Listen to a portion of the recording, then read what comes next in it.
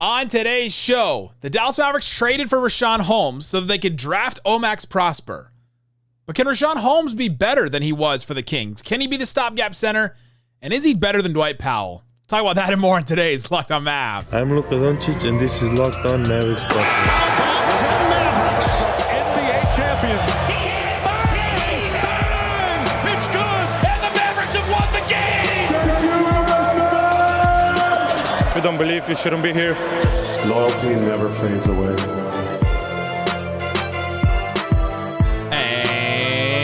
Welcome. You are locked on to the Dallas Mavericks. My name is Nick Angstadt, media member and NBA channel manager for the Locked On Podcast Network, your team every day. Thanks for being part of the show and making Locked On Mavs your first listen every day. Join the Raccoon Squad, be an everyday, or subscribe or follow for free. Just search Locked On Mavericks wherever you get your podcasts or on YouTube. But the best way you can help us grow this show is to listen every day and to comment anything below. Let us know in the comment section. I'm trying to see something here. Do you believe Rashawn Holmes is better than Dwight Powell? No, come on. I want to see what happens. If you want to support this show, text us, get text alerts from us, and all kinds of stuff on Mavs rumors and more. Ask us questions, subscribe to our subtext, get text straight to your phone. Subscribe below and click the link in the description or text the number. And joining me, as always, my co-host, writer, contributor at Mavs.com in Studio 41, the Rashawn Holmes homie, the One More Thing King. What you got for me, Isaac Harris? I'm saying come on because we know what the comments are going to be about. There are some, though, that are pushing back. It is like Jon Snow, Battle of the Bastards, but it is a few. And maybe just Bobby Caralla's burners. I don't even know if we can start there because there was some big news in the Mavs world. We're going to talk about Rashawn Holmes. We're going to talk about what he can bring. Is he a key for the Mavericks? Can he be the stopgap center? Is he better than Dwight Powell? But yes, Isaac is correct that we have to start with the biggest news of the day, and that's this. The Dallas Mavericks just can't keep taking L's like this. The Mavericks have fostered this culture of, all right, well, hey, come on and join us, and then you can just leave whenever you want. And I'm really concerned about the departures from this team. And we've seen departures in the past. Jalen Brunson. People have talked about the departure of Kristaps Porzingis. They've talked about the departure of, Luka potentially. It could build into that. I think this is one more step to there, and I just don't understand what the Mavericks are doing with this. DeAndre Jordan commits, and then he's out. Again. It's like they keep on losing people, and it's like somebody gets in, they see underneath the hood, and then they're like, hey, we don't want to be here anymore. We don't want this car anymore. You said it. It's just it's a tough spot for Dallas to be in when you lose somebody of that stature. And that's exactly what happened today when Adrian Wojnarowski reported that Mavs assistant coach, legendary Mavs assistant coach, Brian Gates, has left to go join the Philadelphia 76ers. Just write his name under Jalen Brunson. biggest losses in Mavs history. Yeah, honestly, I don't know a ton about Brian Gates. Let me know in the comment section if you believed us for 1 second on that. Yeah. Brian Gates gets a better job with the Sixers. He never actually was an assistant coach for the Mavericks. It was just kind of reported. And then they didn't play any games because the season didn't start. So, hey, good for him to go get a better job for him and his family. This is not one of the worst losses in Mavs history. We just thought it would be funny. And so now here we are. Let me know in the comments if you fell for that at all, because I bet some people did. I can't wait to watch the live stream. Have fun, Brian. Don't know if you're related to Bill. But yeah, good luck. We'll remember you when we play the Sixers, and we'll point him out and be like, Mavs legendary assistant coach Brian Gates, who never actually coached for the Mavs. Does he have the inside info from the Mavs? Yeah. He coached for the Mavericks. He was assistant coach over the offseason, and so he's got that the coach's polo is going to be worth something. The quarter zip. The quarter zip that all the women like. All right, let's get into Rashawn Holmes, though. So the Mavericks trade, like I said at the beginning, the Mavericks traded and acquired Rashawn Holmes so that they could get the 24th pick and draft Olivier-Maxance Prosper, who we all love, who has a very special place in all of our hearts, and we love him so much. And so they did that just to acquire, and the Kings wanted to give Rashawn Holmes away, and they paid the price of that draft pick just to send it to the Mavericks so that they didn't have to deal with it, so that they could clear some cap space, basically so that they could just sign back all their guys. But what is Rashawn Holmes actually? We haven't really talked about him too much. So we wanted to do a deep dive into what Rashawn Holmes could be. And let's just start here. Rashawn Holmes is listed at 6'10", some places, 6'8", other places. Let's just say I think he's about the same size as Dwight and Maxey. I think they're probably all about the same height, 6'9", 6'10", something like that. But he does have a 7'2" wingspan. And he was a pretty decent center for the Kings for a couple of years. Not last year, but the 3 years prior to that. He played a bunch of games. He started a bunch of games, played about 25 to 29 minutes a game. He's a really good pick and roll player. He is a little bit smaller, but can Rashawn Holmes be the stopgap center? I think that's the first thing. Is he the key for the Mavericks to be that stopgap center they've been looking for? Yeah, it's obviously we dug a little deeper for this podcast on Holmes and looking at some of his past numbers, looking at what really happened in Sacramento for him to go from that 2020, 2021 season, the COVID season, basically where he started every game and where he averaged, 14 and 8, which I have some stuff on that in a second. But how did he go from that to hardly playing at all for a Sacramento team that had like the best regular season in a long time, went to playoffs and all this stuff? But to rewind just a little bit, he's 29. So that surprised me just a little bit. It feels like he's been in the league a little bit longer. I would have guessed like 31 maybe. But 29, I think he turns 30 later on this October. He was in the 2015 draft. Nick, can you tell me anybody in the top 5 in the 2015 draft? This was the Wiggins draft? Karl Anthony Towns went number 1.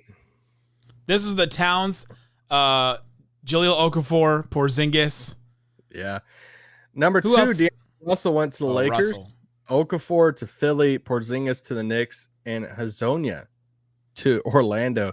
This is also the draft right there. Yeah, this is also the draft with Willie Cauley-Stein.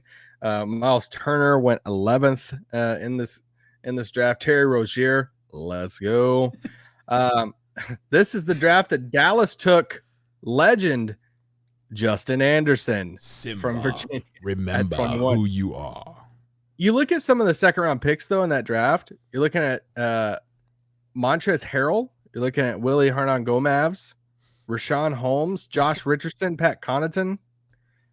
So Norm Powell went 46th. Anyway, Rashawn Holmes went 37th. When you look at some of his stuff coming out of high school, it's pretty fascinating because he didn't get recruited to a lot of big schools because he had this like massive growth spurt. He was 6'2" in high school, and then he jumped all the way up to 6'9", 6'10". I'm like, where was that growth spurt for me? I know, right? Yeah. But he goes to a small school, then he transfers, goes to Bowling Green. Then he comes out into the draft as this like athletic, shot blocking, but energy big who can roll to the basket, have a lot of dunks. And Philly obviously takes a shot at him there in the second round. And he plays 3 years in Philly. He comes off the bench. He plays 1 year in Phoenix, but then he goes to Sacramento. And okay, real quick, I meant to say this with the draft while ago. Not that people really care about it, but I went down the rabbit hole of where this draft pick, the 37th overall pick, where it came from because it hopped around different teams. Fun fact, the 37th overall pick was a part of the Carmelo Anthony trade from the Nuggets to the Knicks and then hopped around to a bunch of different teams before it landed. Philly. What was the question I asked you like 5 minutes ago? I don't know. I just want to throw that in there because I was like, oh, fascinating. How's he connected to Carmelo going from Denver to the Knicks? I feel like Mike Breed talking to Jeff Van Gundy right now. And this is why Jeff doesn't have a job. I'm just kidding. Careful. He might come join the Mavs. He might. We probably need him. But I go back to the question. I go back to this question of how good was he just a few years ago? I go back to that 2020, 2021 season and say, all right, you averaged 14, 8, and 1. Why did you like that? And before you're like, hey, that sounds kind of like whatever, it doesn't sound too impressive. There were only 5 players who did that season. All right.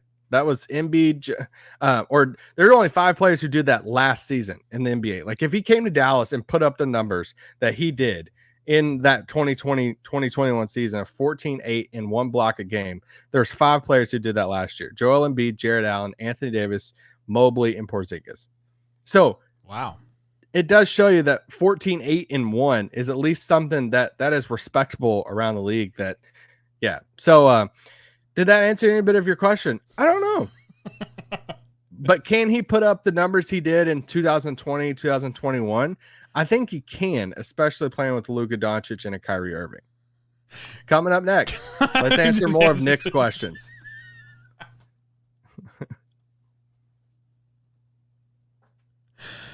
But before we do, let me tell you about FanDuel.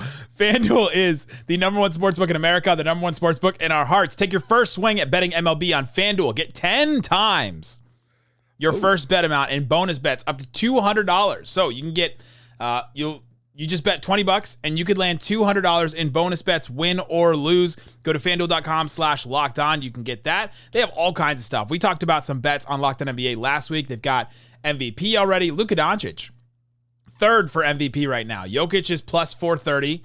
Giannis is plus 500. Luka is plus 650. That's probably the best odds that you can get on Luka MVP for the last 3 years going into the season. So if you want to put some money down on Luka, you can, and you could do it with a bet, and you can get up to 10 times your amount. If you put down $20, you can win $200. FanDuel.com/lockedon. Again, FanDuel.com/lockedon.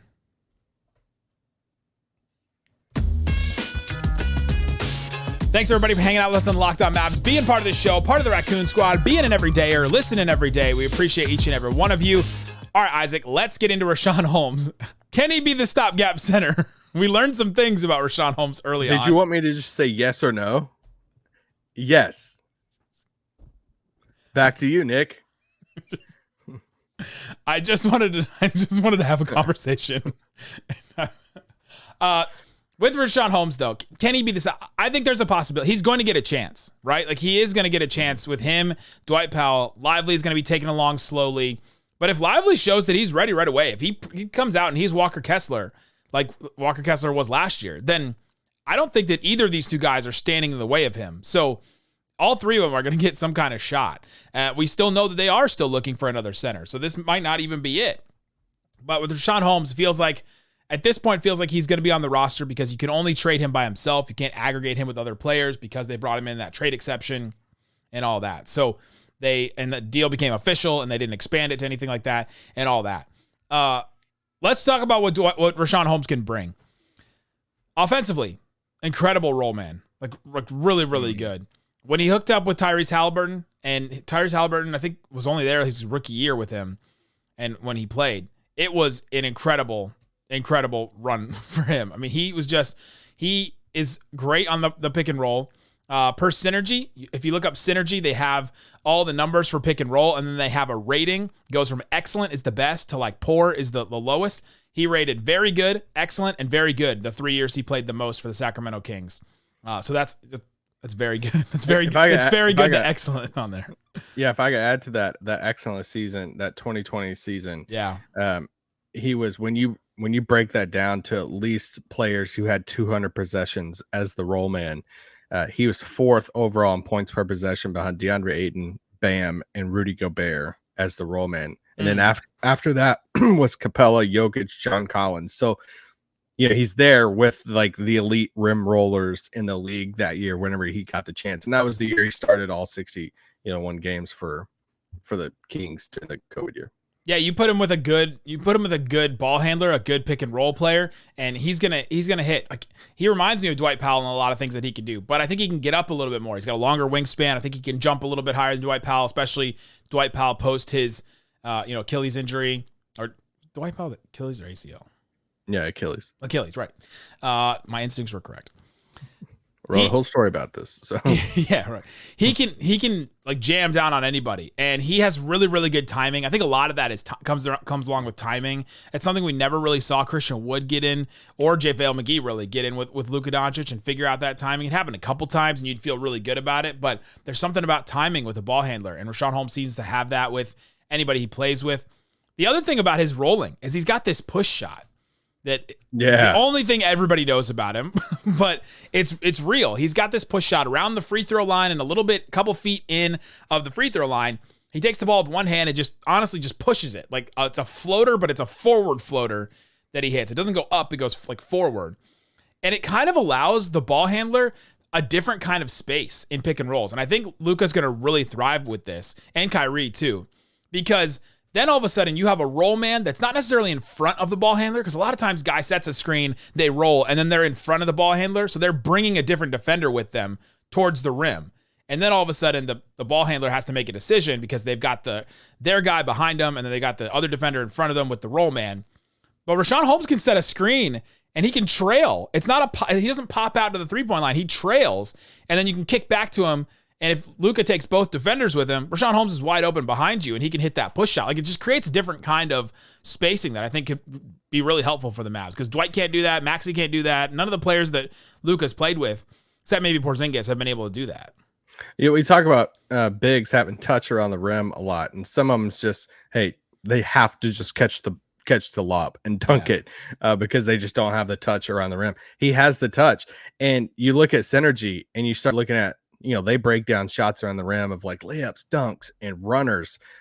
It's not every day you see big men with the numbers and percentages and points per possession in the runners category, for those little running push shots and all the shots around the rim. Really, it's not just the dunks for him. So he's going to get, like, to your point, he's going to get those all day playing with Luka and Kyrie, who drive to the basket, draw the defenders. And he just has this, any place, any room he has around the rim, if he's not catching a lob, he can get it and just toss it up, and it's easy points. And offensively, he's not doing anything else besides that, right? Like, he's not taking any threes. He's not taking any jumpers. He's taking that push shot. He's picking and rolling.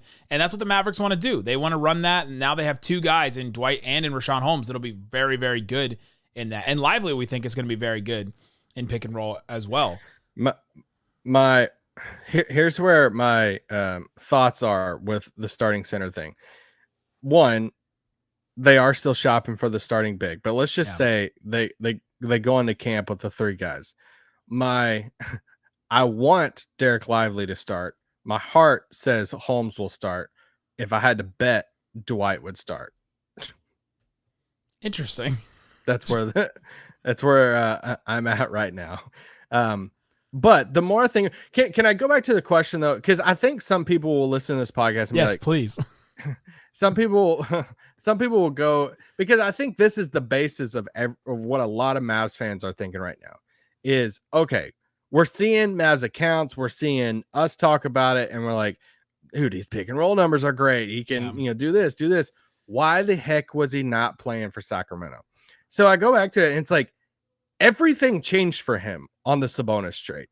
Yeah. Everything. His entire, honestly, his whole future with the Kings changed with the Sabonis trade. They ship out Halliburton for Sabonis. That was such a, everybody was like, what the heck is going on? What a wild trade, trading a young player in Halliburton.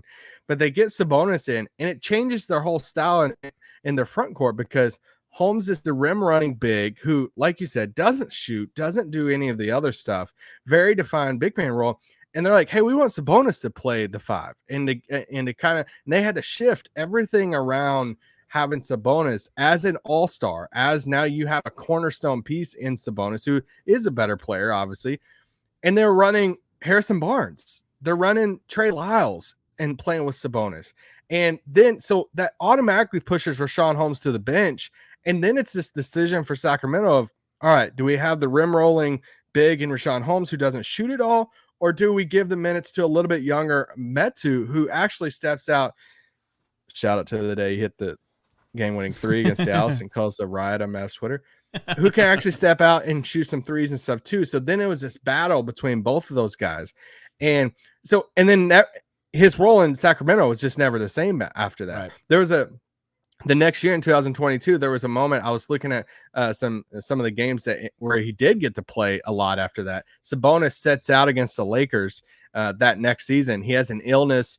Rashawn Holmes is thrust into the starting lineup. And what happens? He puts up 16 and 11. He hits all the shots he had, his energy, everything. And I read the story about, it's De'Aaron Fox, these players talking about him being a professional, how he stayed ready, how he still, he still has it. It's just, they just chose to go a different direction. They had a chance to get an all-star in Sabonis, and they had to shift some. So it made me, in researching that, in that situation, it made me really kind of shift my mindset a little bit on it of, okay, it's not that you just started sucking, and it's not that you just can't, like, he couldn't play anymore, whatever. They had the chance to get an all-star, and then they had to shift things around their all-star, and that kind of made some of this stuff happen. So, and to your point, he didn't just lose his minutes to like Chimezie Metu, like you mentioned. Domantas Sabonis came in and was their center, played 100% of his minutes at center. They wanted him to be the center. They wanted to play that. We're going to move the ball around a lot. We're going to play a little faster. We're going to do all these things.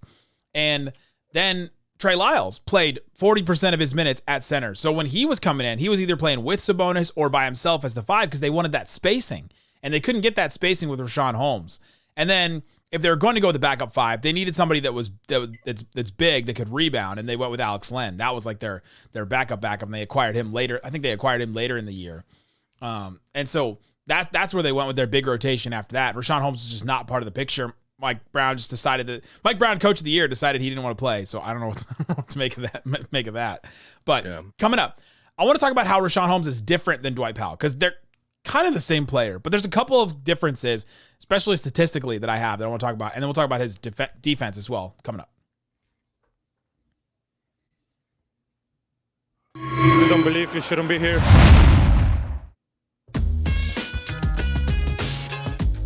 All right, Isaac Harris, let's talk about how Rashawn Holmes is different than Dwight Powell. Or let's do his defense first, because we just talked about his offense, talked about why he missed time with the Sixers, or why he wasn't playing for the Kings. He was part of the process Sixers. And I just noticed that like the Rights to Ricky Sanchez podcast sponsors his Basketball Reference page. I thought that was really funny. That is funny. But defensively, he's like 6'8", 6'10". So we're going to run into the same exact problems we've run in with Dwight Powell and others. He does have a 7'2" wingspan, so that helps him out a lot to be able to, get in passing lanes and do stuff like that. He can also get out and switch and move. So the Mavericks can run the same kinds of things they ran with Dwight Powell. When you looked at the difference between JaVale McGee and Dwight Powell, you noticed a clear difference. I remember that first game where they put Dwight Powell back in after JaVale was starting, and everyone just goes, oh my gosh, this team looks so different. Their defense just looks so much more engaged and faster and quicker. Rashawn Holmes is going to do those same kind of things. We're not going to have the same problem we had when we first saw JaVale McGee play in that defense. Yeah, it's going to be like you said, a lot. You're not changing up any of your defensive stuff when you swap Dwight Powell out for him. You're still going to have the same, minuses or weaknesses in that whenever you play some of the bigger, centers in the league. That, but you're going to get energy and effort. I think there was a quote I came across from the Kings owner Vivek, and him talk about just how much is a given every single night. You're going to get the energy and effort from him. That's even going back to his draft days. That's just part of him. Very similar to Dwight Powell in that case. I would say a little bit difference for them is I think Rashawn Holmes protects the rim a little bit more than what Dwight does. And he can block a few more shots around there than what Dwight does. But yeah, they are similar players to what you're saying.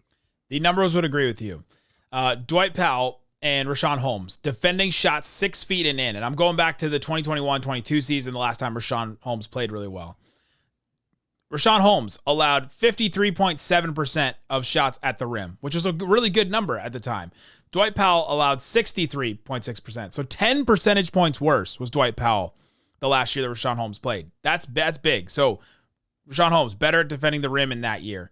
The year before that, Rashawn Holmes allowed 55%. Still a really good number. Dwight Powell, 60%. So 5 percentage points difference. But Rashawn Holmes, like you said, a little bit better defending the rim, at least statistically.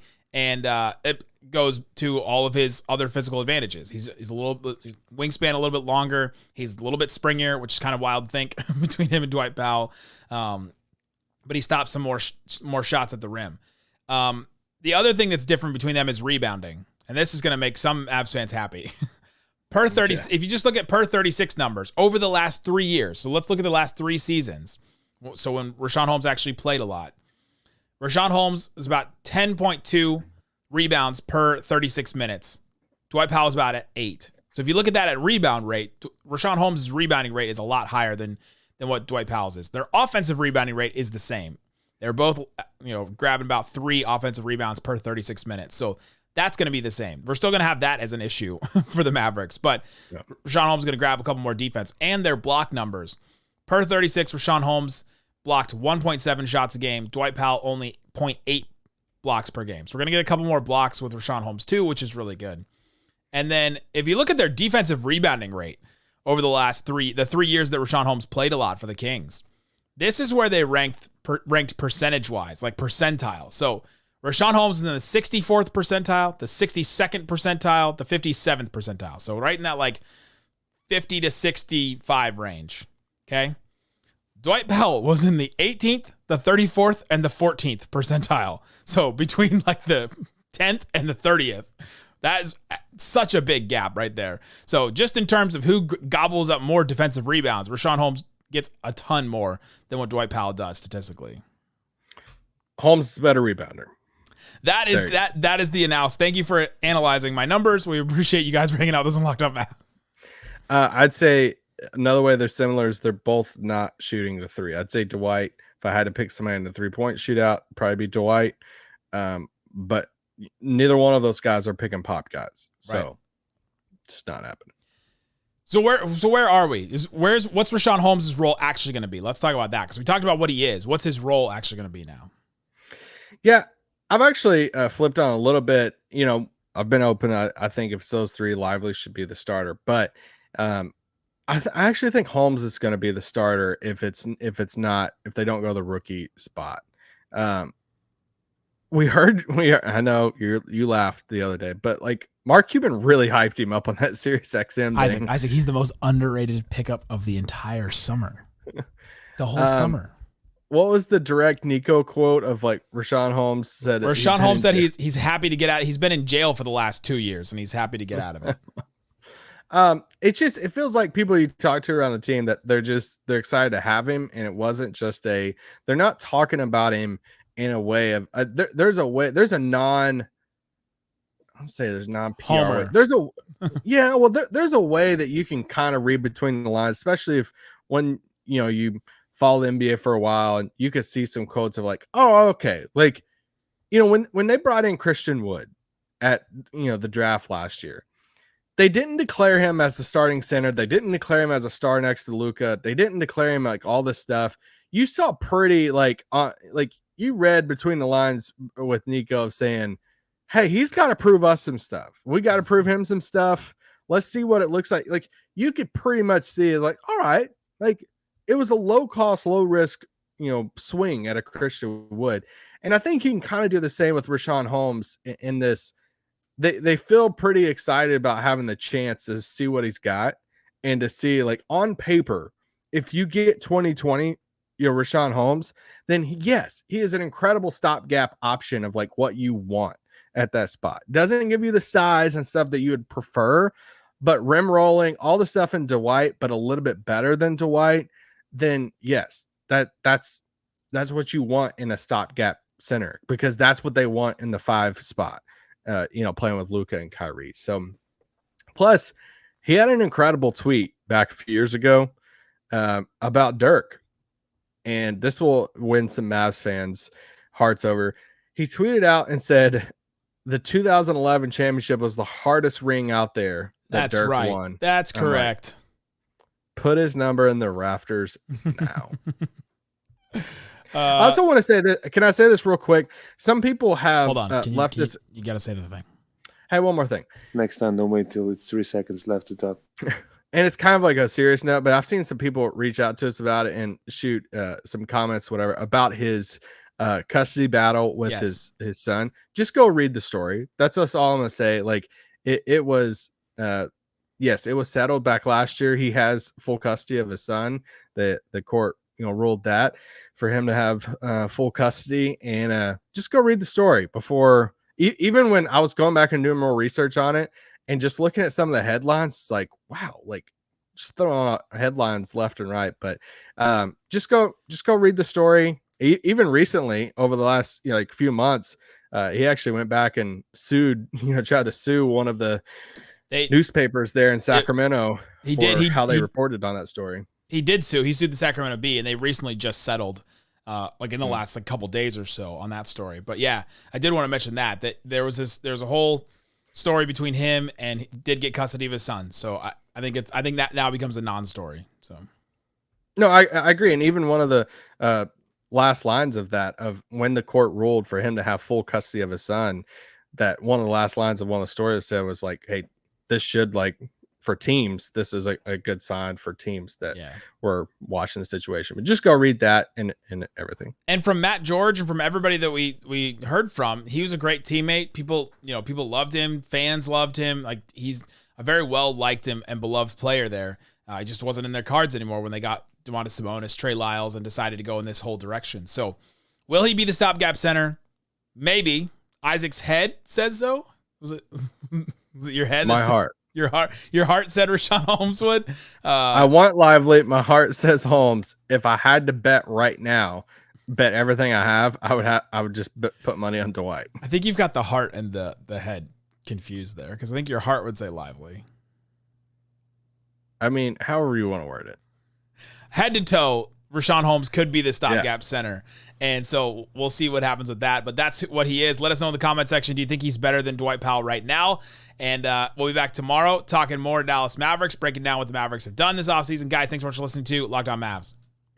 Peace out. Boom.